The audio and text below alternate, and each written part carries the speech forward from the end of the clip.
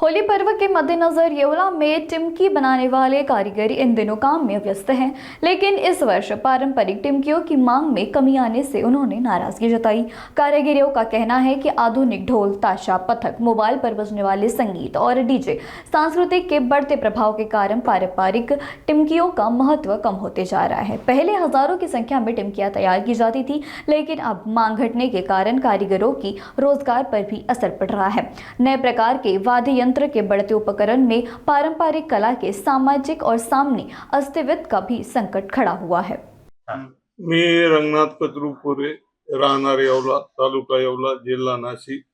मी या टिमक्या होळी सणासाठी कायम स्वरूपात कमीत कमी 3-4 पिढ्यापासून टिमक्या बनवतो आणि होळी सणात मजा घेण्यासाठी मुलांना या टिमक्या बनवित असतो आणि विक्रीला जात असतो। कुठं माल जातो?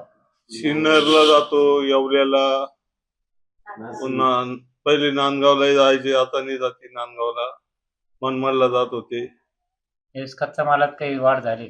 कच्च्या मालात वाढ झालेली आहे, परंतु जी पट्टी ही कामाला लागते ती पट्टी मिळत नाही, ती महाग झालेली।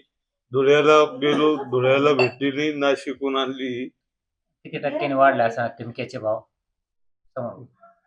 टिमक्याचे भाव आता कसे 70-80% वाढलेले।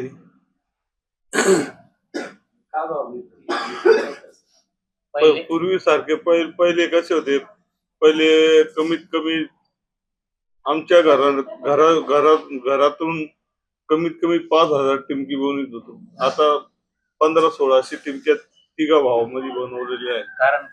कारण काय मालक करणारे कोणी नाही। आता मोबाईलचे निघाल्यामुळे पोरं दुर्लक्ष करतात। टिमकी मग कमी प्रमाणात बनवले जाते, विक्री होत नाही, त्या हिशोबाने आम्ही काम करतो आहे।